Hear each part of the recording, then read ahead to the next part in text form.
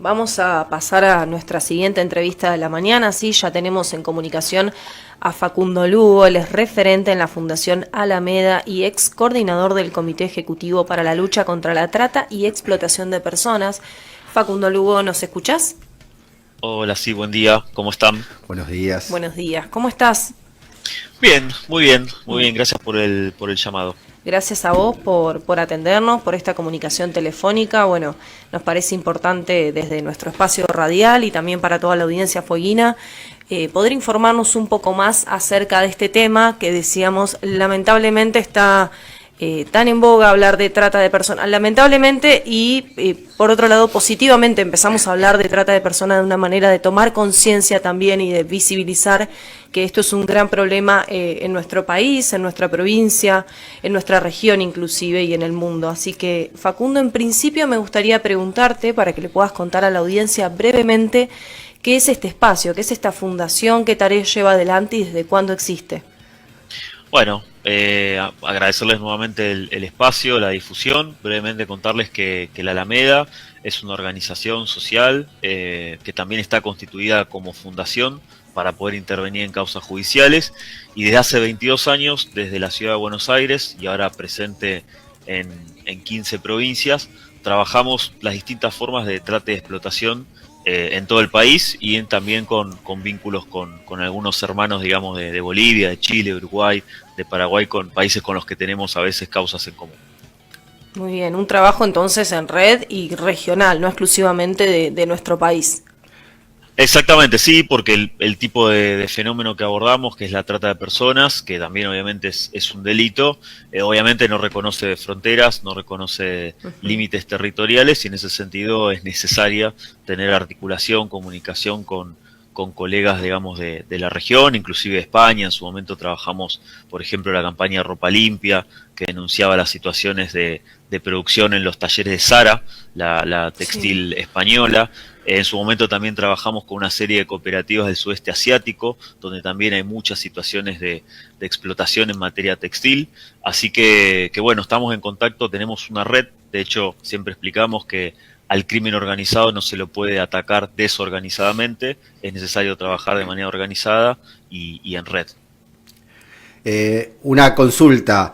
Sabemos que el gobierno nacional eliminó el Fondo de Asistencia para las Víctimas de Trata.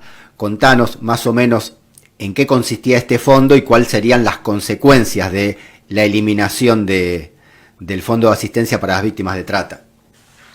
Bueno, en principio destacar que este es el paso final, digamos, desde abril comenzaron a eliminarse los distintos programas de asistencia y protección para las personas sobrevivientes del delito de trata, mayormente sexual o laboral, pero no únicamente, y también de sus familias. En general hay un denominador común de las víctimas de trata, más allá de su modalidad, que es la cuestión de la vulnerabilidad. Una persona que cae en una red de trata viene de una serie de vulneraciones de sus derechos más sensibles. Y desde abril del año pasado nosotros gestionamos durante casi 4 años y medio el Comité de Lucha contra la Trata, que es el organismo que por ley elabora, implementa y monitorea la política pública en materia de trata. En abril ese organismo pasa de la órbita de jefatura de gabinete de ministros al Ministerio de Seguridad, con lo cual se le da una lógica policíaca y se empiezan a eliminar todos los programas de asistencia a las víctimas de trata, desde los más sencillos, como era la asistencia económica directa, un programa acompañar, un programa potenciar, hacia aquellas políticas públicas que tenían un mayor nivel de complejidad, como el acceso a una vivienda. Y bueno, el paso final salió hace algunos días a través de un decreto que tiene no más de 3-4 hojas y a través de 2 renglones en el cual dan de baja este fondo fiduciario para víctimas de trata, que muy básicamente lo que hacía era tomar los bienes, muebles e inmuebles que hubiesen sido utilizados como instrumento del delito, un departamento, un bar, un automóvil, una maquinaria textil, se lo liquidaba a través del AVE y con ese dinero lo que se hacía era indemnizar, reparar económicamente a la persona sobreviviente del delito de trata a través de una sentencia judicial firme. Es una política pública que había sido mencionada en la ley de trata de la época de la doctora Cristina Fernández de Kirchner, que había sido establecida la ley, sancionada durante el gobierno de Mauricio Macri y que había sido puesto en funcionamiento durante el gobierno de Alberto Fernández. Y siempre contamos esto para reconocer o contarles que hay determinados temas que nosotros creíamos que eran política de Estado y que iban más allá de los gobiernos de turno. Bueno, esta lógica, como muchas otras áreas, el gobierno de Milei, a través de, reitero, un decreto de 3 hojas y a través de 2 renglones, ponen fin a un trabajo que viene desde el 2008 hasta este año y que estaba funcionando normalmente. Seguramente con detalles a perfeccionar y a mejorar, pero que bueno, en definitiva nosotros lo que contamos es, lo que hacía era reparar económicamente de manera directa, sin ningún tipo de intermediarios, en una cuenta bancaria que se le abría, cuya titular era la persona sobreviviente de trata laboral o trata sexual, y que además tenía el valor simbólico de que lo que se hacía era liquidar un bien que había sido utilizado para explotar, con lo cual había una reparación simbólica a toda la sociedad, más allá de la reparación directa a la víctima de trata. Facundo, muchas gracias por esa explicación. Hay que recordar quizás que cuando estamos hablando de trata de personas, estamos hablando de una forma de esclavitud, ¿sí?, hacia la otra persona, en donde se vulneran, como bien vos decís, todos sus derechos, en donde seguramente esta persona ya viene de una situación de vulneración de sus derechos con anterioridad, y vos nos explicás de qué manera el Estado se corre totalmente y deja a merced, digamos, que las fundaciones como la Alameda tomen partido o sigan siendo como los principales protagonistas de querer revertir una situación que es realmente preocupante. Yo te hago una pregunta en torno a las cifras quizás que se manejan en la región, en esto que decías anteriormente de que trabajan articulado con otros países. ¿En qué lugar está la Argentina? ¿Qué cifras se manejan en torno a la trata de personas?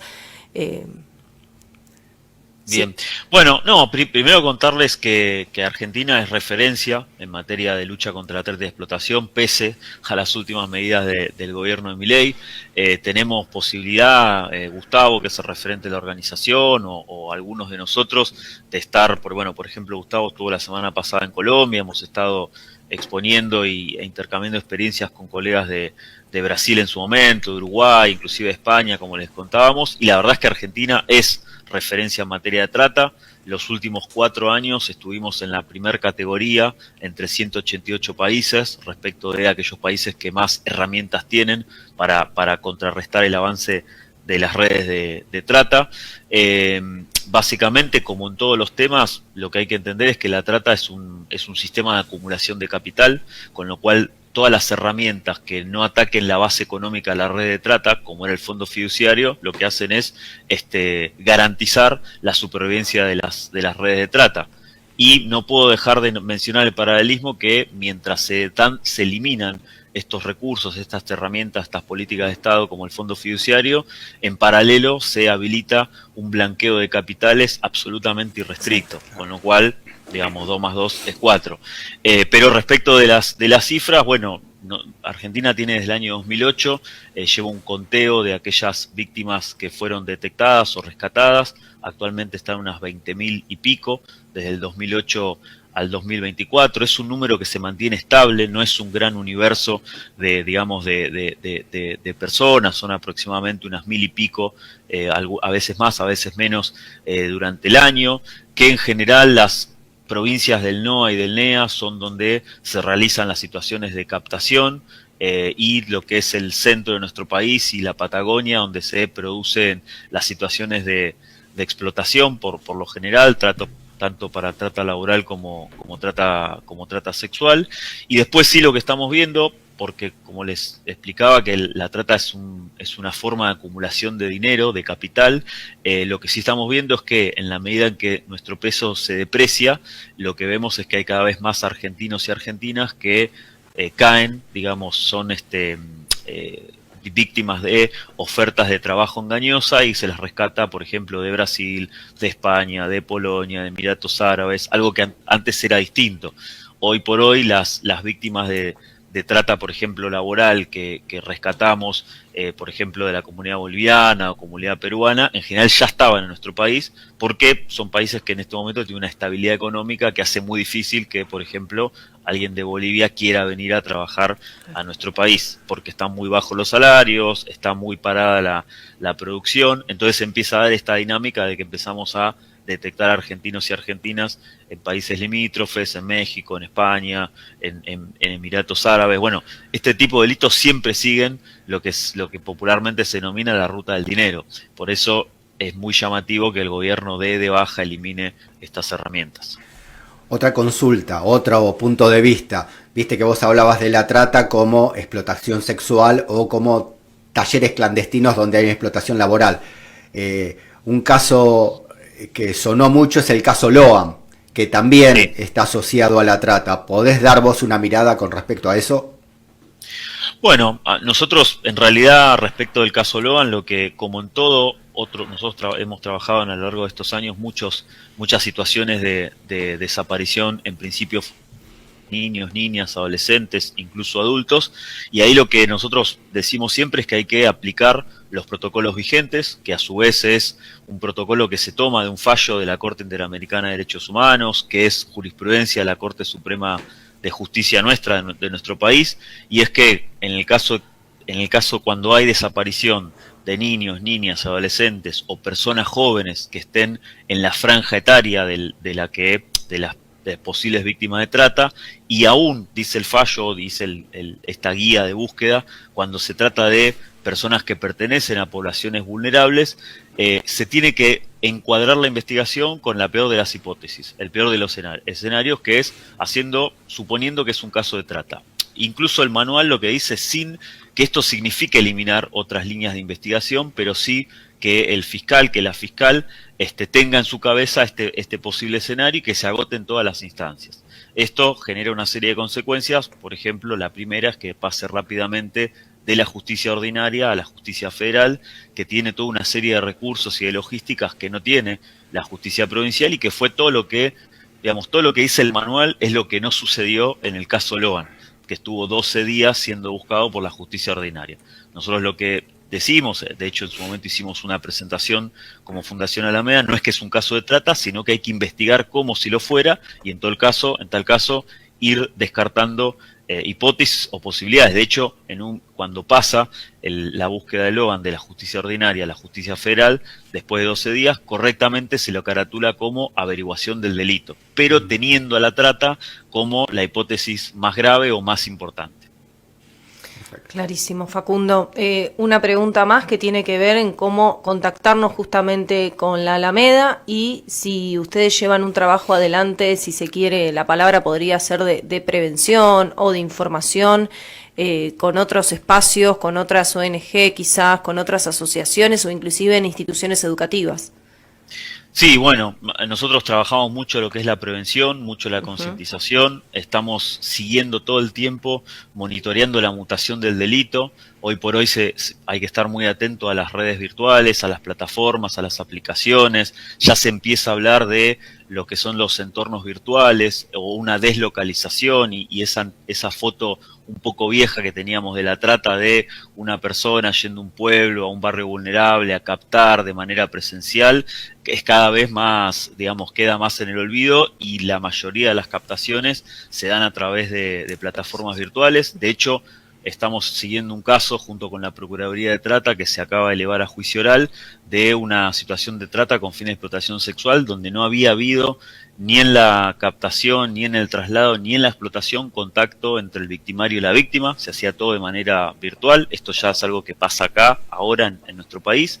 Nosotros trabajamos mucho la prevención.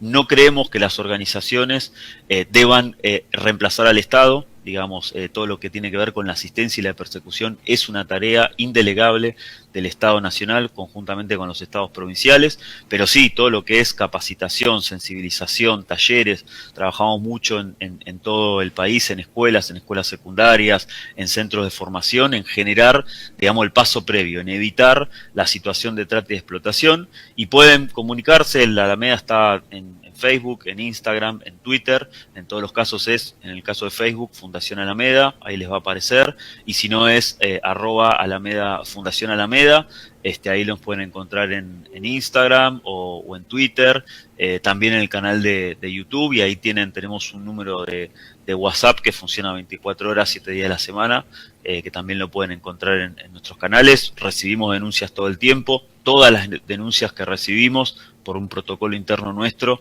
son derivadas a la Protex, que es la Procuraduría de Trata y Explotación de Personas, y si no, siempre decimos, está creado por ley desde hace muchos años, y si bien con algunas deficiencias, por suerte sigue funcionando, la línea 145, que es anónima, gratuita, nacional, y funciona 24 horas, 7 días de la semana. Impecable, Facundo. Muchísimas gracias por esta comunicación, por toda la información que nos brindaste a nosotros y a la audiencia. Bueno, quedan los canales abiertos de FM Nuestras Voces para cualquier otra información que desees transmitir, hacernos llegar. Y gracias nuevamente por esta comunicación. No, gracias a ustedes, y para la audiencia, bueno, recordar que todas las denuncias pueden ser totalmente anónimas, solamente necesitamos el dato, y que reaccionar, que intervenir, que puede cambiar el rumbo de la vida de una persona. Tenemos cientos de historias de casos donde una docente, un vecino, una vecina, de hecho, muy rápidamente contarles que el sábado pasado estuvimos también trabajando a partir de una radio de Neuquén que nos llamó por una denuncia de trata con fines de explotación laboral y trabajo infantil. También una vecina que escuchó en una radio, habló con la radio local habló con nuestro compañero de Neuquén y logramos realizar la denuncia. Así que bueno, actuemos, intervengamos, no tengamos miedo, que podemos cambiar el rumbo de la vida, digamos, de una persona. Muy bien, actuemos y a seguir hablando entonces de trata y de explotación de personas para que esto llegue a más gente, a los oídos de más personas. Un saludo grande, un abrazo. Chao, gracias. Chao, hasta luego.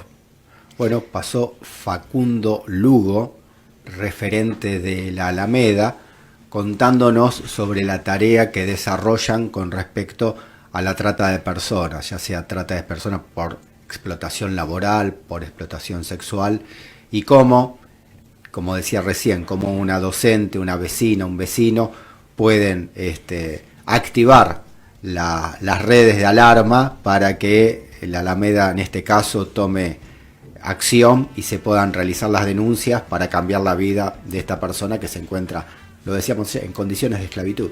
Exacto. Tenemos dos opciones, ¿no? Siempre, o denunciar, involucrarnos, o ser cómplices. Porque en definitiva es ser cómplices de lo que tiene que ver con la trata de personas. No es un tema menor y lamentablemente se sigue dando. Bueno, ahí estuvo Facundo repasando algunas de las cifras, contándonos acerca del trabajo que se lleva adelante, el trabajo también en la prevención y este claro corrimiento por parte del Estado, una vez más, ¿no? El Estado Nacional. Dos aspectos. Por un lado, el corrimiento del Estado, y por el otro lado, el blanqueo de capitales que fomenta el Estado, donde es muy probable que plata, dinero que viene de la trata, sea blanqueado sin que nadie pregunte de dónde salió ese dinero, y ahí estamos fomentando la trata de personas, porque él decía que hay que atacar la base económica de la trata, hay que destruir la base económica de la trata para poder destruir la trata. En cambio, con el blanqueo, vos habilitás el tema este. Claro, tal cual. Hacé lo que nadie supervisa, que, bueno, pasa de largo. Claro. Total, no te voy a preguntar de dónde salió este dinero. Exactamente. Bueno, bien. Pasaba entonces Facundo Lugo. Vamos a ir a una breve pausa y a la vuelta seguimos con más títulos acá en Tripulantes de la Mañana.